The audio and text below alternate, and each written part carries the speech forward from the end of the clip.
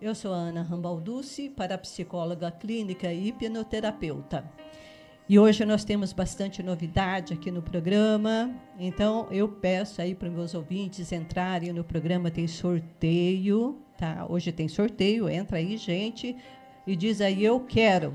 E no final do programa nós vamos sortear, o Matheus vai colher os nomes aí nas redes sociais, e no final do programa nós vamos sortear, olha só o brinde de hoje, Matheus. É bem a respeito do que nós estamos falando. Deixa eu mostrar aqui para o Matheus. Olha, Matheus, dá para você mostrar aí?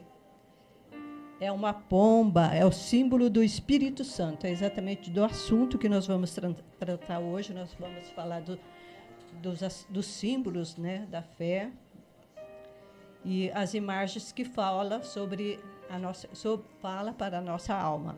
Mas antes de mais nada, aqui dá os bons dias para os ouvintes que estão aí nas redes sociais, que estão ao vivo, e também para os nossos patrocinadores e colaboradores. Que tenham um dia maravilhoso, cheio de paz e de alegria, né, nessa quinta-feira maravilhosa. E hoje o nosso programa aqui nos convida, sinceramente, a entrar num tema fascinante, né?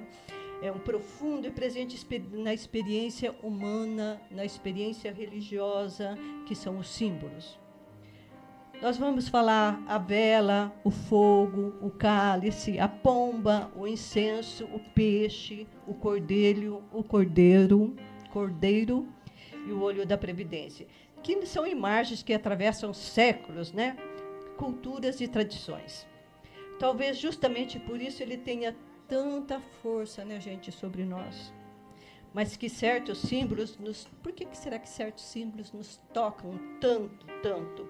Por que algumas imagens parecem falar diretamente ao nosso coração humano, antes mesmo de qualquer explicação racional? A psicologia, né, ajuda, sim, a compreender isso. O ser humano não vive apenas de ideias lógicas, organizadas. Ela vive também de imagens, vive de associações, vive de memória e conteúdos profundos da alma. Agora, os estudiosos chamam essas imagens recorrentes de arquétipo coletivo. Alguém já ouviu falar esse termo? Arquétipo coletivo. É forma simbólica que representa o imaginário humano ao longo dos séculos, ao longo de todo esse tempo. E justamente para dialogar hoje com essas camadas mais profundas da nossa mente, que são os símbolos que se tornam tão importantes para nós e tão importantes para a religião. Em muitos casos, a religião também assumiu símbolos existentes e ressignificou, tá? Tornando-se bem mais acessível a certos mistérios, valores e os conceitos espirituais. E para nos ajudar a compreender melhor essa relação entre a psicologia, o símbolo e fé, hoje nós recebemos um convidado muito especial, gente, com muita alegria que nós estamos recebendo aqui o Itamar Navarro, né, Itamar? Que bom que você está aqui conosco. Né? E para os nossos ouvintes conhecer quem que é o Itamar, fala um pouquinho, Itamar, sobre você. Olha, Ana, minha amiga Ana Natalice, né? Não tem assim muito o que falar da minha pessoa mesmo, enquanto Itamar. Já sou terceira idade, com 72 anos, quase 73 já em julho completo. E essa trajetória todinha foi de busca, em todos os sentidos. Aposentei faz um ano na universidade, sou médico veterinário, trabalhei na universidade por 45 anos, como professor quase 50 anos, colégio, cursinho, universidade e tal. Enquanto universidade, me dediquei à pesquisa profunda. E como pesquisador, do lado espiritual, do lado da religião também, eu trouxe as mesmas inquietações em que a ciência nos coloca. Saber o porquê das coisas. O que tem atrás? Tem um véu que esconde todas as informações no mundo. E a gente, enquanto pesquisador, enquanto ciência, e enquanto também religioso, o que tem atrás desse véu? Como é que apareceram as coisas? Como é que surgiram a própria religião? Os símbolos que as religiões utilizam, esse poder que ele tem de tocar o nosso ser e, ao mesmo tempo, de transformar a nossa compreensão sobre cada ponto dentro de um ritual religioso. Então, é essa que a gente é o buscar e o porquê. Então, Itamar, assim, quando nós falamos assim, símbolos, né, que nós Símbolos. estamos falando hoje, Isso. né? Até com o nosso programa aqui, Símbolos da Fé, imagem que fala as almas. Então, esses símbolos não são apenas assim imagem ou objetos, né? Você fala assim, uma cruz, uma pomba, um peixe, né? Não são. Eles falam assim com um elemento que carrega um sentido, um sentido profundo. Ele desperta e ajuda assim, o ser humano a compreender essa realidade que muitas vezes não cabe apenas em palavras. Não é possível se definir em palavras. Então, nós apelamos aos objetos e aos símbolos, né? E você, Itamar, para começar assim, eu gostaria que você explicasse para os ouvintes o que é um símbolo e por que ele tem porque essa força tão grande na experiência humana, nos teus estudos, o que você conseguiu coletar disso tudo? Olha, tudo na vida são símbolos. Tudo. Se a gente não conseguir representar alguma coisa por símbolos, a gente não consegue a compreensão dela. A própria escrita, nossa escrita do português, que vem do latim, são símbolos. As letras são símbolos, as palavras são símbolos, e eu coloco nesse símbolo um significado nele. Eu falo água. Está aqui, água. Eu passei a compreender que água, eu somei letras e disse, olha, essa sequência de letras chama-se água. Então, ele tem uma força. Isso ficou assim, faz parte do inconsciente dos seres humanos, caso brasileiros, né? Português. Água. Então, o símbolo é essa representação imediata, simples, rápida, para você compreender o que é aquele significado. Uma cruz tem um significado. Uma vela tem um significado simbólico. Não é real, simbólico. E em cada pessoa ele estimula um sentimento, que é a coisa mais importante que existe, o sentir. Com a mente eu vejo e com o coração eu sinto.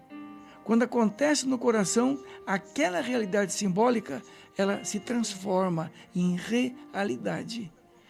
Verdade. E toca mesmo as emoções da gente, né? Então, perfeitamente. Assim, a psicologia, né, então, Maia, ele mostra essas imagens que ele tem um poder de dialogar com conteúdos. Né? Perfeito. Com conteúdos. Perfeito. E muito antigo na alma humana, isso já nasceu muito, que a gente chama de arquétipo, né? Presente no imaginário coletivo. E são formas simbólicas que reaparecem em diversos povos, épocas e tradições, né? E a psicologia, principalmente a ideia, né? A psicologia trouxe essa ideia de arquétipo, né? Coletivo, que nos ajuda a entender por que determinado símbolo fala tão profundamente no ser humano, não é? Não tenha dúvida nenhuma. E, às vezes, o mesmo símbolo, se você viajar ao longo do nosso planeta, ele tem significados diferentes em cada região do nosso planeta. Por quê? Naquela comunidade, naquela população, naquele povo lá, ele desenvolveu, no conjunto das pessoas, um pensamento, um entendimento e um sentimento. Numa outra população, num outro povo, um outro entendimento e um outro sentimento. Então, isso difere de região para região. Mas a forma do símbolo, ele estimular uma população, que a gente chama de arquétipo, fica no inconsciente coletivo.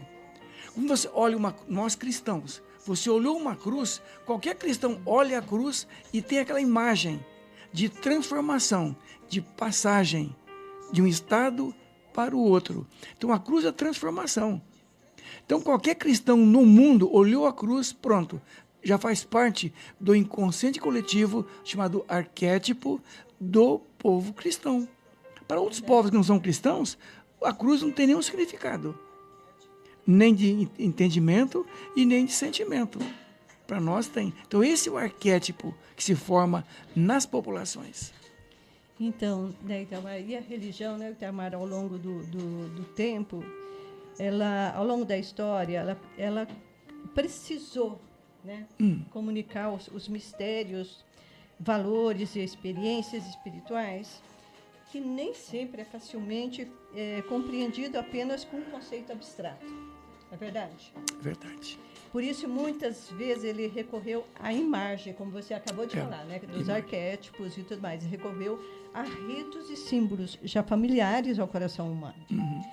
Podemos dizer que a religião se apropriou de símbolos já existentes para facilitar o acesso das pessoas ao entendimento do conceito religioso. Né? Não é verdade? Isso aconteceu historicamente. Né? Perfeito. Eu não diria assim apropriar, ela incorporou.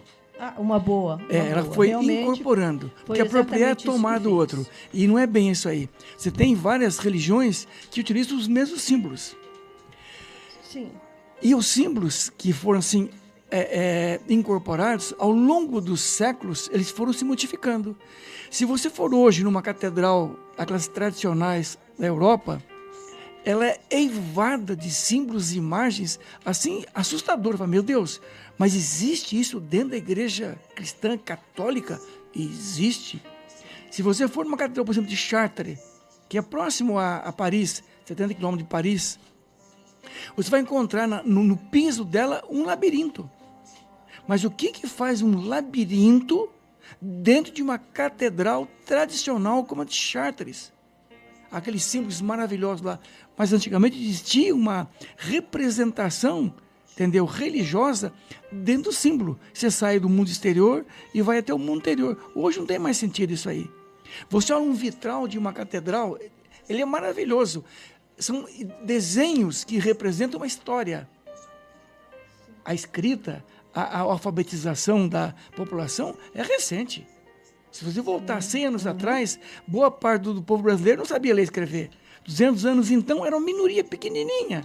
Hoje, graças a Deus, o nosso país, a maioria, consegue ler e escrever. Então, até então, utilizavam aqueles vitrais, aqueles desenhos, aquelas imagens, para representar toda a historiografia, tanto do ritual, da religião, como da divindade. Deus, Jesus, o Espírito Santo, o poder dos santos eram representados naqueles vitrais maravilhosos. Então, como que fosse aulas de catequese, andavam dentro da catedral e faziam catequese. Hoje é o vitral número 1, amanhã é o número 2, número 3. Eram aulas através de imagens. E por que imagens e não palavras? Porque as imagens, ela marca o nosso inconsciente. Ela marca muito mais forte o nosso ser do que a palavra. Quando você associa uma palavra para ter poder, eu ponho a palavra e a música. Por isso que o cantar, ele tem um poder muito mais poderoso do que a palavra em si. Por quê? Porque eu ativo dentro do indivíduo, da pessoa, o emocional dele. Por isso que a emoção, aqui embaixo, o sentir, é mais poderoso do que a compreensão. Quando eu olho uma imagem, se ela toca o meu coração, se torna real. Eu ouço uma música que também é uma imagem, na minha mente, toca o meu coração, fica real. Então esse é o poder que tem do símbolo, das imagens e da iconografia, que são as imagens, né, adotado dentro das religiões, todas elas. Das religiões mais primitivas, como ali na África, até as religiões nossas aqui cristãs, o budismo, o shintoísmo, todos eles têm imagens poderosíssimas. Nossa, que legal. As catedrais antigas, né, Itamar, realmente são verdadeiras escolas de imagem. Escola, né? de imagens. Que era onde a população, onde o povo podia se sentir de alguma forma informado. Informado. Né? Verdadeiras escolas. Então, todos aqueles ornamentos, todas aquelas imagens maravilhosas, né, que representavam aquilo. que é maravilhosa, que era uma Você quer ver uma coisa, Ana? Lembrei agora. Deus me deu a graça de viajar um pouco nesse mundo. Estudo, a maior parte foi estudo, congressos. E eu visitei a Catedral de Rosslyn, em Edimburgo, na Escócia. A famosa catedral, está escrita em livros por aí. Se você entrar nessa igreja, a igreja de Rosslyn, e você olhar aqueles símbolos, mas ela é totalmente ornada em símbolos. A maioria dos símbolos que tem até hoje lá são chamados pela igreja atual de profanos, pagãos e pecaminosos. E não se pode pôr símbolo dentro de uma igreja, imagina, tal, tá lá. Na época se utilizou esse símbolo, se ensinou através deles, a população acreditou que aquilo era uma representação de um segmento ou de outro dentro da religião, e depois foram abandonados. Mas lá hoje se mantém símbolos maravilhosos, assustadores alguns, lindos, da Catedral de Rosslyn, lá na Escócia. Olha que maravilha, né? Então, vamos, alguns símbolos dentro da religião, vamos falar de alguns símbolos, por exemplo, a vela, né? A vela é um símbolo assim, da presença, constância da fé, que sugere luz, vigilância, esperança, oração e permanência.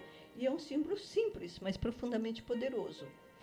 Qual é assim, vamos discorrer um pouquinho qual que é a história da vela e por que essa imagem de luz tornou tão eficaz para expressar realidades espirituais, né, religiosas? Eu posso fazer uma coisinha para ajudar a compreensão da vela? Sim. Pegar o fogo primeiro, que é a outra aqui, o fogo. O fogo sempre exerceu um fascínio ao longo da história, desde os povos primitivos. Os primeiros povos que tinham na Terra, hoje sabe que há mais de 500 mil anos, já tinham populações que caminhavam pela Terra, eles não conseguiam se reunir porque seriam caçados. Vinham os grandes felídeos, predavam eles e matavam a população inteira. Muito bem. Mesmo uma caverna, eles estavam seguros, mas tinham medo. Quando chegou o fogo, que acendeu as primeiras chamas, as primeiras fogueiras, puderam se reunir ao redor da fogueira e perceberam que aquele fogo lá trazia para eles proteção, segurança.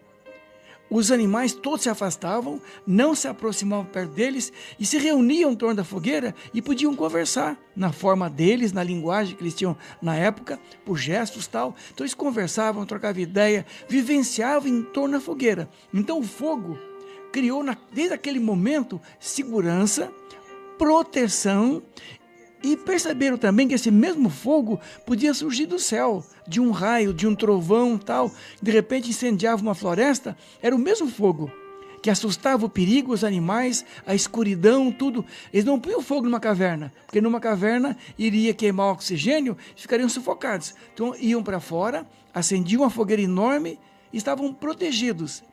Isso foi evoluindo ao longo dos milênios até chegar nesse símbolo maravilhoso que é a vela.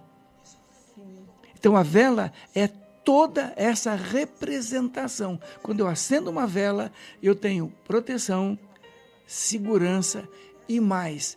Ela tem um símbolo poderosíssimo. A hora que eu acendi a vela é a manifestação da divindade maior, que é a presença de Deus aqui, através de quem? Do Espírito Santo. Como o Espírito Santo, Amar? Está lá a prova em Pentecostes. Quando receberam o Espírito Santo, lá os apóstolos, com a Nossa Senhora junto com eles, de repente línguas de fogo saíam em suas cabeças e falaram em línguas diferentes e profetizavam e manifestaram os dons. Então os dons do Espírito Santo são representados por línguas de fogo. E a vela é essa manifestação do Espírito Santo, dos dons, naquele momento que eu acendo a vela. Ela acende em mim esse momento especial de revelação, de proteção, de segurança e de amor à divindade, porque o coração conecta essa chama com Deus lá em cima. E é lindo aquelas imagens dos apóstolos, maravilhosa, né? Recebendo uma tocha de fogo, né? Pela cabeça, né? Essa é a chama da vela. Santo, né? Que maravilha. Então, e esse símbolo fala assim profundamente ao nosso coração, né? Quando Perfeito. Você vê, você já você já se reporta a essas cenas do Pentecoste, né? Tudo. A chaminha. A chama é poderosíssima. Por isso que em qualquer ritual, nunca se apaga uma vela soprando. Porque o nosso sopro está contaminado. Então tem que ter um abafador, numa igreja tal, de modo que eu vou extinguir aquela chama, naquele momento, e vai ficar guardada. Então eu sempre uso um abafador. Tal a sacralidade que deve-se ter numa vela. Assim como acender uma vela, é um ritual também. No momento que você usa ali um fósforo, um isqueiro, que você acende aquela chama, ela é a manifestação de todo aquele arquétipo, segurança, proteção e presença divina. Então, maravilhoso. Então, Mar, vamos dar uma olhadinha aqui nos nossos ouvintes que estão participando aqui do nosso programa. Quem que está aqui? A Lucilene. Bom dia, Lucilene. Como é que você está? Tudo bem? Que bom você estar concorrendo aqui ao nosso sorteio de hoje. O Padilha também. Oi, Padilha, como que você está, meu filho? Tudo bem? Então, quem quiser fazer alguma pergunta aqui para nós, pode entrar aí no programa sobre o simbolismo, né, da religião. O que nós pudermos responder, a gente responde aqui, ok? Então, meus agradecimentos pelo pessoal que está aí nas redes sociais, assistindo nesse instante, os nossos patrocinadores e colaboradores. E hoje nós estamos aqui com o nosso convidado especial, Italmar Navarro, e nós estamos falando sobre símbolos, né? Os símbolos que falam a nossa alma, os símbolos da fé. E nós vamos reportar lá, o Italmar, o cálice também, né? Que é um símbolo maravilhoso, meu Deus, né? Ele atravessa assim culturas e torna assim, essa tradição cristã, né? Um dos símbolos mais fortes da aliança, do sacrifício e da comunhão, né? Que é o símbolo do cálice, né? Eu acho que depois da cruz e da vela, sim, o cálice é o outro símbolo mais poderoso que tem no nosso inconsciente coletivo, nosso arquétipo em termos de manifestação. Dado ali que você, segundo a história, José de Arimateia acolheu o sangue do Cristo na cruz num cálice. E esse cálice foi guardado, e criou histórias fantásticas, né, ao longo da história. As histórias arturianas, a busca do cálice sagrado, o santo grau, tal. Mas, em tese, um cálice usado no ritual da igreja, numa missa, ele tem 3 partes. Uma base, uma haste, e no meio dessa haste tem um nó. E depois o cálice em si, que é o receptáculo. Tanto ele pode ser o receptáculo da vida, como o receptáculo do próprio Jesus, que nasceu dentro de uma mulher. Tem uma perguntinha básica. Algum ser humano na Terra nasce se não for através de uma mulher? Eu acho que não. Não existe. Então, todos os seres, para ser humano, têm que nascer através de uma mulher. Por isso a santidade da mulher e a sacralidade dela. E essa parte de cima do cálice é exatamente essa representação. É o lado feminino, é a mulher que acolhe quem? O sangue do seu filho. O meio ali, aquele nó, é o Cristo, que conecta a base, que é a terra, com a parte de cima do cálice, que é a divindade, que é o Deus manifesto no sangue. Então, eu tenho no meio o Cristo ali. Quem trouxe o Cristo? A mulher. Então, o cálice, nada mais é do que o receber a vida, a terra. Por isso que todo ser humano, em primeiro momento, ele é divino. Ele tem uma centelha de Deus dentro dele. A nossa dificuldade é descobrir, né? Sim. A centelha e permitir que ela se manifeste através de nós. Mas o cálice tem essa representação de divindade, de sacralidade, de trazer a vida à terra. Por isso que numa comunhão, quando eu vou lá receber o pão e o sangue do Cristo, essa manifestação, eu entendo, Italmar, ali, aquele momento lá é o Gênesis. Sim. Quando o padre está lá consagrando as duas espécies lá, eu sinto no meu coração o Gênesis. E o Deus fez o homem do pó da terra, o pão, e soprou em suas narinas o sopro da vida. o vinho. Quando ele une os dois, eu tenho o quê? A manifestação. E tornou-se uma alma vivente. Sim. Então, para mim, é o Gênesis. Ali a alma de Deus está nascendo. Aonde vou receber? O Cristo que renasce em cada consagração, em cada ritual de missa. E eu vou receber essa partícula de pão e de vinho, de matéria e de espírito. Em mim vai ser um renascimento. Aonde que isso foi consagrado? Lá no altar, no cálice. Que linda representação, né, Itamar? E no que você disse, o cálice como representação feminino, né? Feminino. Da gestação que colhe, né? Para mim é o útero feminino que acolhe a vida. Colhe a vida, e ali há a manifestação da vida, assim, da matéria, que depois vem o espírito. O né? espírito, perfeito. Para mim é lindo, lindo. Uma outra representação linda também, né, Itamar, é a pomba, né? A pomba. A pomba. Em muitas culturas ela é ligada à paz. A paz. A delicadeza, Isso. a meditação, a mediação entre o céu e a terra. Né? Você vê essa simbologia, né, da pomba, da pureza. Exatamente. Ela parece tocar algo muito mais antigo dentro de nós, desse imaginário humano, né? Não é verdade? É verdade. Tanto que a ONU adotou a pomba com um raminho de oliveira no bico, o símbolo da paz. Sim. O símbolo da paz hoje é essa pomba com lá. Por quê? Remete a Noé.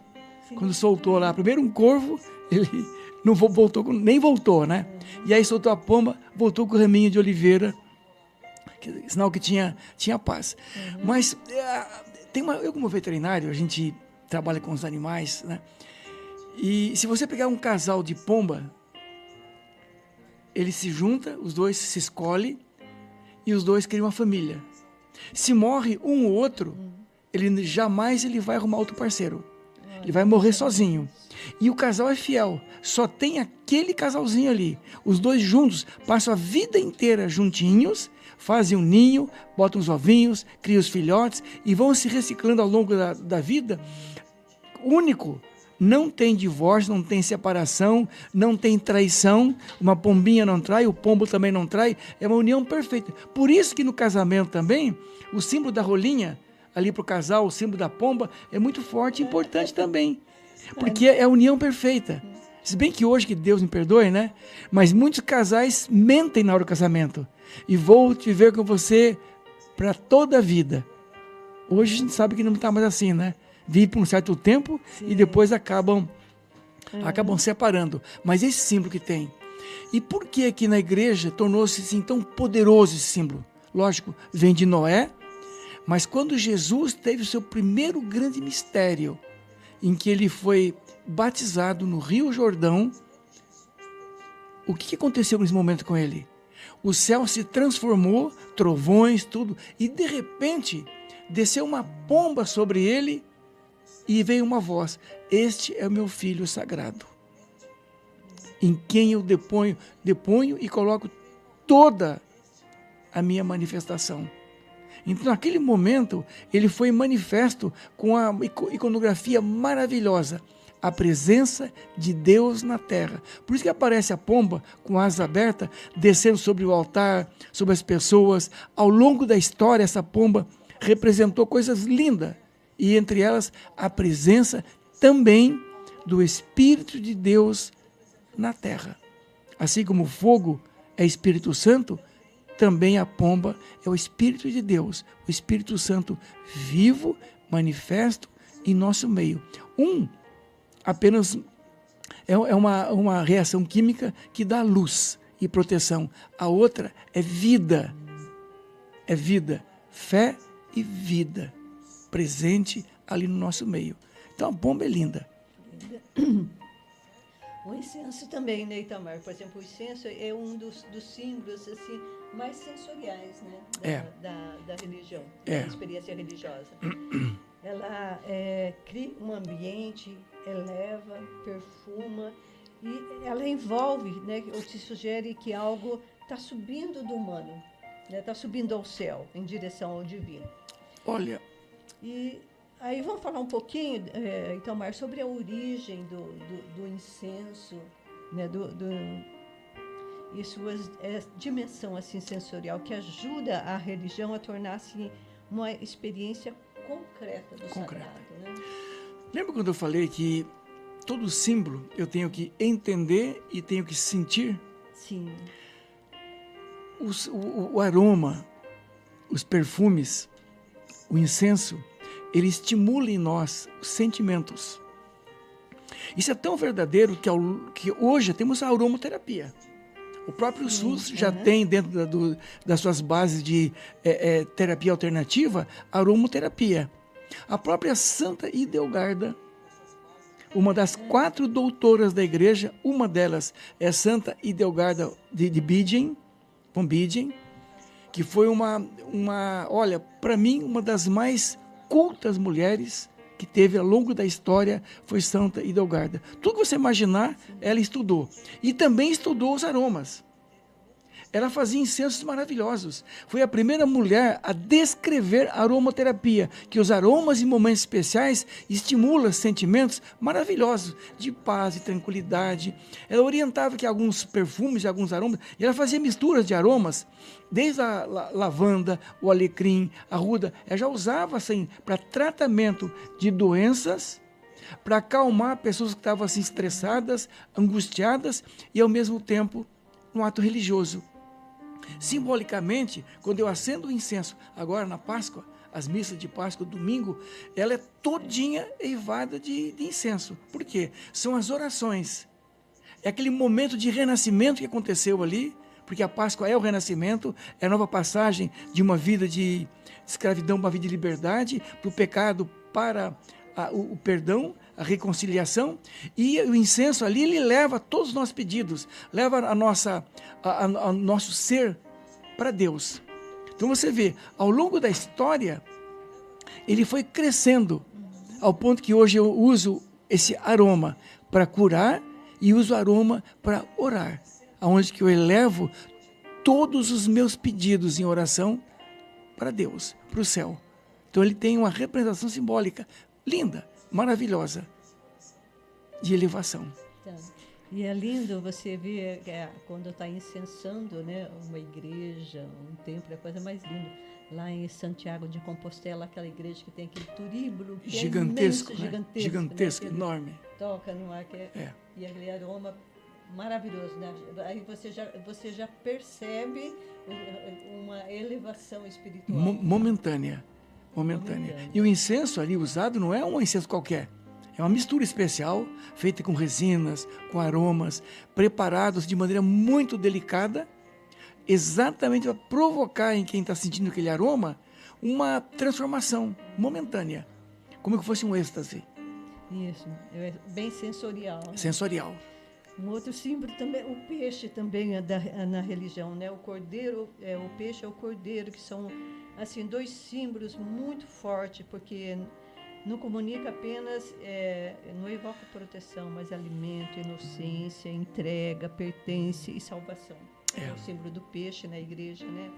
Assim como o peixe e o cordeiro se tornam um símbolo assim tão importante na linguagem cristã, né? E ele mobiliza o nosso imaginário humano, né? Para além da explicação puramente teológica, né? Muito. Por exemplo, a representação de Cristo, o peixe, né? O peixe. Olha, o primeiro a trazer assim, o monoteísmo foi Abraão. Até então as religiões eram politeístas. Abraão foi o primeiro a manifestar o monoteísmo, tá? Muito bem. E o que aconteceu com Abraão? Já idoso, ele e Sara não conseguiam mais ter filhos, já bem idoso. De repente Deus falou, você vai ter um filho. E nasceu. Sara engravidou, nasceu Isaac. Quando Isaac nasceu, Deus pediu, ele já jovem, menino ali, um garoto, pré-adolescente, eu quero ele em sacrifício. Por que Deus pediu ele em sacrifício? Porque até então, era a coisa mais comum que existia na época, o primogênito era oferecido em sacrifício nos templos. E Abraão ficou muito triste, foi até a montanha, levou o seu filho, montou o altar, exatamente onde hoje é o Monte do Templo, lá em Jerusalém, E quando ele colocou o seu filho para ser imolado, ele sacrificava, depois queimava, apareceu um anjo, segurou a mão dele e falou, não. Olha, apareceu um cordeiro. E aí ele falou, você vai substituir a partir de hoje, todo o sacrifício do primogênito vai ser transferido para o cordeiro. Então o cordeiro vai resgatar os filhos. E ele colocou o cordeiro lá, sacrificou, tomou do sangue dele, fez as abluções, as purificações e incinerou e queimou esse cordeiro. Muito bem. Durante todos, até Jesus, o cordeiro foi o maior símbolo que existiu para representar a transformação, a pureza. Tudo aquilo que eu tenho de dor, eu ponho no cordeiro e o cordeiro vai transformar na hora da imolação. Tudo que eu tenho de medo, meus pecados, as minhas incertezas, as minhas dificuldades, vai dentro do cordeiro. Isso foi durante quase 2000 anos, sendo representado aquele que transforma. Lógico, tiveram algumas religiões, usavam o touro, usavam os animais, mas o judaísmo foi até Jesus, o cordeiro como o elemento principal, a cerimônia maior. E na Páscoa deles, que era a passagem, eles usavam o cordeiro. Na saída do Egito, lá de Moisés, o cordeiro foi o elemento principal. E disse lá Deus, sacrifique cordeiros e faça um sinal na porta e no primogênito, porque a morte vai passar e vai levar todo o primogênito com ele. Aquele que tinha a marca não morreu. Que marca? O sangue do cordeiro, que era na testa, era o tal. E o tal na época é representado, é uma letra hebraica, né? Como se fosse uma cruz, com os braços iguais. Depois virou um T, mas é uma cruz. A marca. Então o cordeiro já naquela época resgatava o sangue do cordeiro. Quando Jesus foi sacrificado na cruz, o seu sangue tem o mesmo papel. E por que não se faz mais sacrifício com animal, com cordeiro? Porque Jesus foi o último cordeiro a ser imolado para resgatar os nossos pecados. Depois dele, não precisa mais de sacrifício cruento, de matar um animalzinho, usar o sangue dele para que você apague teus pecados. Hoje você é feito ali um ritual incruento, com o pão e o vinho ali no altar. E Jesus, e após a Jesus, criou-se o cristianismo. O cristianismo foi a religião que conseguiu levar o monoteísmo para todo mundo, porque o cristianismo faz prosélito, ou seja, ele traz pessoas para dentro dela. O judaísmo não. Você não vê um judeu convidando ninguém a fazer parte do judaísmo. Não existe. O judaísmo é de família, de pai, mãe para filho, neto, tal, é hereditário. O cristianismo, ele busca prosélitos. E a representação de buscar fiéis, prosélitos, é o peixe. O peixe lá naquela pescaria no milagre dos peixes, lá com Pedro, quando ele a noite toda não conseguiu pescar, e ele falou, jogue a rede ali, e trouxe a rede que o barco quase que afundou, ele falou, farei de vocês pescadores de homens, ide pelo mundo e trazei os homens, assim como trouxemos os peixes. Então, ao longo de toda a história, o peixe é a representação da busca daquela alma perdida, sofrida, que não tem mais caminho, desencontrada, tal. Eu trago ela até o seio da minha fé, ali da igreja, da religião, e entrego para ela a reconciliação. E quem reconcilia? O sangue e o pão, representado pelo vinho e pela hóstia. Que maravilha, hein? É uma coisa bem simbólica, bem que você colocou, né, Itamar, que quando Cristo colocou ali na cruz, né, ele assumiu todos os pecados dos homens. Né? Todos. Por isso que não tem mais sacrifício cruento. Ah, Itamar, mas tem religiões que fazem, lógico, algumas religiões de origem africana fazem, sim, sem problema nenhum, mas eles têm a sua representação. Para nós cristãos, não precisa mais dessa sacrifício cruento. E olha, Ana, eu tive o prazer de visitar as catacumbas em Roma. Catacumba eram cavernas subterrâneas que cavavam para poder conseguir ter o culto da religião cristã dentro de Roma, escondidos, porque se fosse lá fora eram torturados, presos e sacrificados. E nessas catacumbas, você encontra o desenho do peixe cravado nas pedras, o desenho do cordeiro cravado nas pedras. Lá no ano 100, no ano 200, no ano 300, lá era cristã. Logo no início do cristianismo, você encontra lá embaixo, lá, desenho do peixe e desenho do cordeiro. Então, essas iconografias, esse símbolo cristão, que foi incorporado no cristianismo, já existe dentro da nossa religião há, no mínimo, quase 2000 anos. Desenhado ali nas cavernas lá das catacumbas, que deu origem aos catecúmenos. Hoje o catecumenato são aqueles que estavam lá e seguiram uma ordem dos catecúmenos. Ah, que maravilhoso. Então, Mar, vamos dar uma olhadinha aqui para o pessoal que está aí nas redes sociais. Tem mais alguém aí, Mateus, ou não? Então, tem ouvintes, mas eles não estão comentando. Tem pessoas que estão na live, mas não comentando. Então, mas entrou na live, está valendo, tá? Ó, gente, eu vou até tirar aqui, olha, para empolgar vocês. O nome daí. Ah, ok. Só aparece a quantidade de Uhum. Olha, eu vou... Mateus, dá um zoom aqui, olha, para o sorteio de hoje, ó. É provocar o pessoal. Olha, o símbolo da pomba, ó, o símbolo do Espírito Santo. Olha que linda. Entra aí na rádio, gente, fala, eu quero para participar desse sorteio maravilhoso. Olha que linda que ela é. Ok? Ah, eu vou participar também, viu? Vai colocar seu nome na caixinha. Ah, vou pôr o nome na caixinha também. Lindo, viu? Então, está muito bonito. Representando o nosso tema de hoje, né, Itamar? Exatamente. A manifestação... Nós vamos lá para o nosso último tema, Itamar, que é um tema assim, que já não é tão conhecido como somos do que nós falamos hoje, né, das velas, que é o olho da previdência, que é esse símbolo, né, que desperta muita curiosidade, né, porque ele fala de vigilância, de transcendência, de presença e direção superior.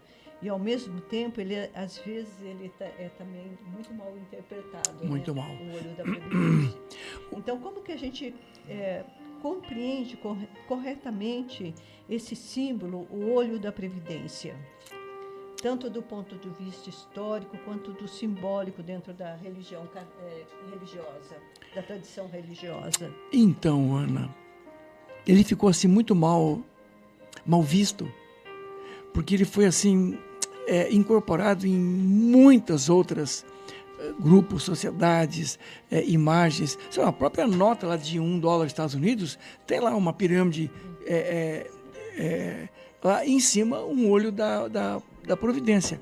Então ele foi e é usado numa enormidade de símbolos.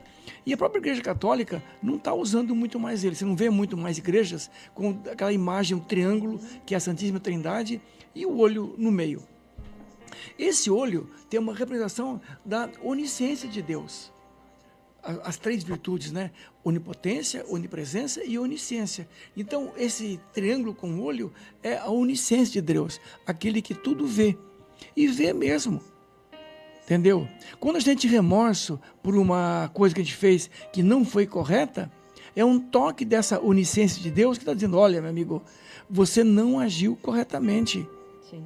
Se reconcilie o quanto antes, para não vir se prejudicar depois. Entendeu? E a gente às vezes demora para compreender isso aí. Voltando às catedrais da Europa, se você voltar para a Europa, as catedrais, você vai encontrar esse olho de Deus, esse olho da providência, representado em todos os imaginários que você possa encontrar. A própria crucifixo, é comum encontrar lá um crucifixo enorme com Jesus lá em cima, e lá no alto dele, lá em cima, está o triângulo com um olho lá. É comum encontrar.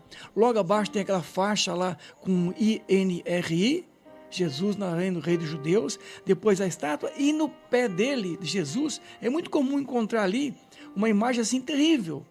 2 ossos cruzados e uma caveira no meio, que simboliza a morte. Você entendeu? Então, o que representa isso aí? Em que Jesus superou a morte e reencontrou o Pai, que está lá em cima, naquele triângulo com o olho, que é a onisciência de Deus. Então é um símbolo que é usado no mundo todo. Várias ordens iniciáticas, místicas, religiosas, tal, também utilizam ele de maneira simbólica, e a igreja também tem símbolos lindos.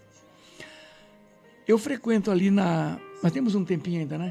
Tem, alguns minutinhos. Eu frequento ali na igreja da Madre Leona Melito, a São Vicente de Paulo, e foi desenhado bem assim na parede do presbitério do fundo, uma imagem linda de Jesus, lá no fundo.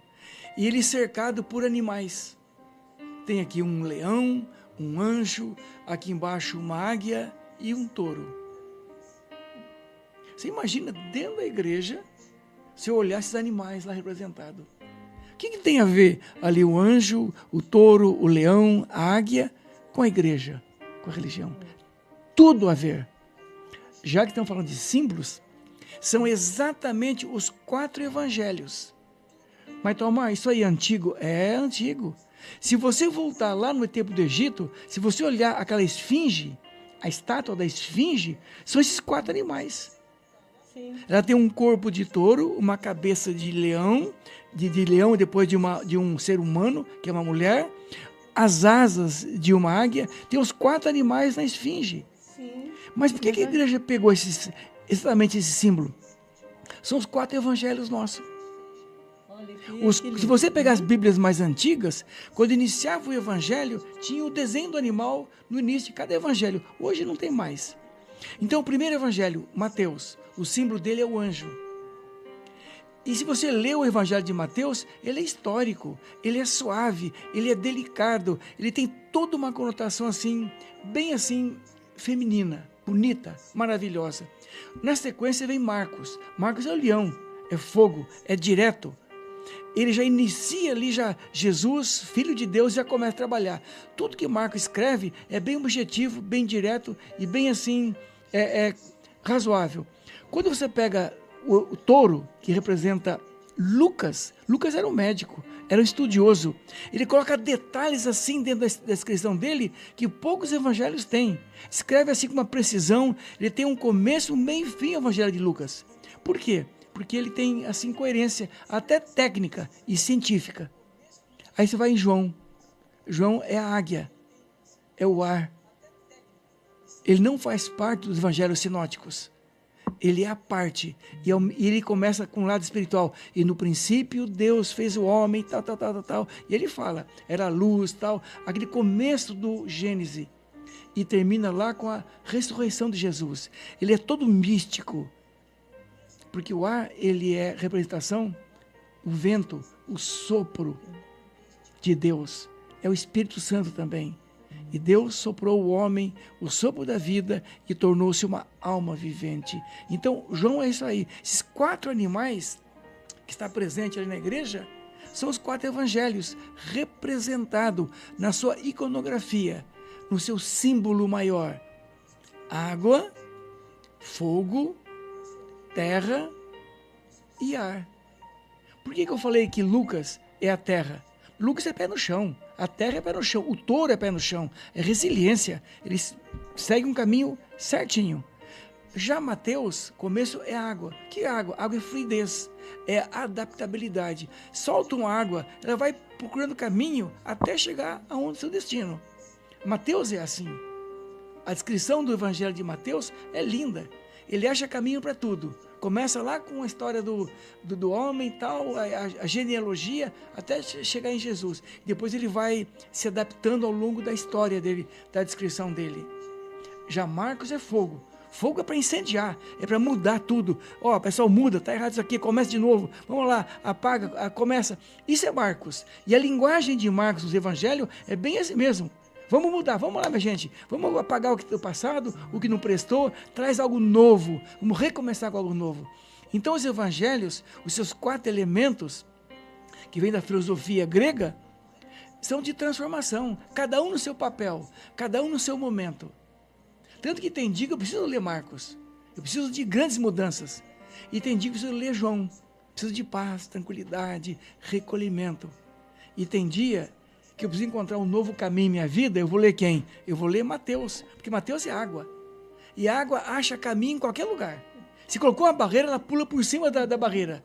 E ela vai vazar lá na cachoeira e vai embora. Então, cada um tem essa representação linda.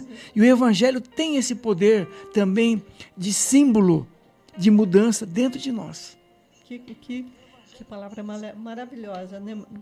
Itamar. Aí, Itamar, nós estamos nós chegando para o final do nosso programa. Pena, né? Que pena, podia durar mais, né? Tão gostoso o Então, bate-papo. e hoje nós compreendemos, então, os símbolos, né, que eles não são um detalhe secundário na religião, eles são, na realidade, essa linguagem profunda da humanidade. Profunda, né? E eles ajudam a traduzir essas imagens que aquilo muitas vezes é difícil de expressar com palavras. Com formas abstratas, né? Expressar apenas com conceito. Isto.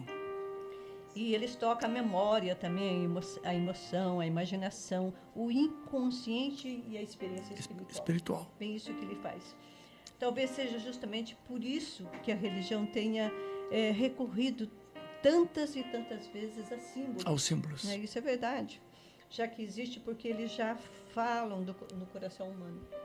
Não precisa de muitas palavras, ele representa. E ser ressignificado também passa a servir como ponte entre o visível e o invisível.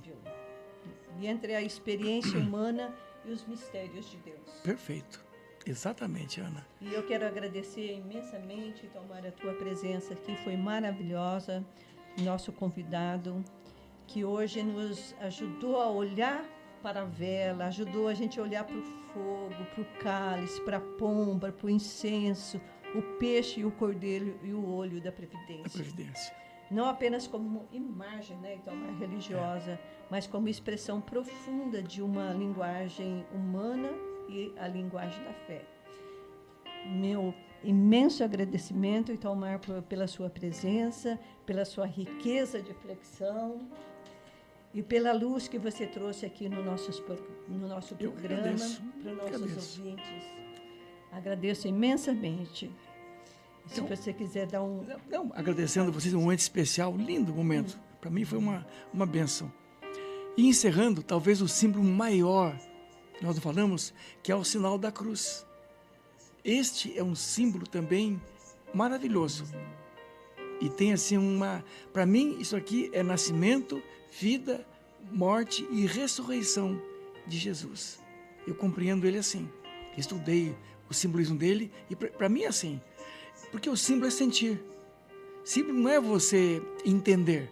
Tem que entender aqui em cima. E o sentir no coração. Quando eu sinto o símbolo, ele acontece dentro do meu ser. E me transforma. Esse é o papel do símbolo. E esse também é um dos símbolos maior que existe. Amém. Amém. Meus agradecimentos. Obrigado, minha amiga. Prazer, viu? Então, amigos ouvintes, agora nós vamos para o nosso sorteio, né? Mateus. Hoje acho que tem 2 convidados. Então, é um dos 2. Tem mais pessoas assistindo. Tem mais pessoas assistindo, mas que entraram aí ao vivo no programa foram 2. Então, tem 2 aqui. Eu sei que é a Lucilene e o Padilha. Vamos ver quem Olha, eu não coloquei meu papelzinho. Tem bem... Eu já vi os 2 passados. Vamos ver quem que sai aqui. Os Padilha tá com sorte. Padilha? É o Padilha? O terceiro Parabéns, Padilha. Você vai adorar essa imagem aqui do Espírito Santo. Muito linda mesmo. Meus parabéns. Amigos ouvintes, então nós encerramos nosso programa e que Deus fica conosco através dos nossos pensamentos, palavras e ações. E Amém. até quinta-feira, se Deus quiser, às 11 horas.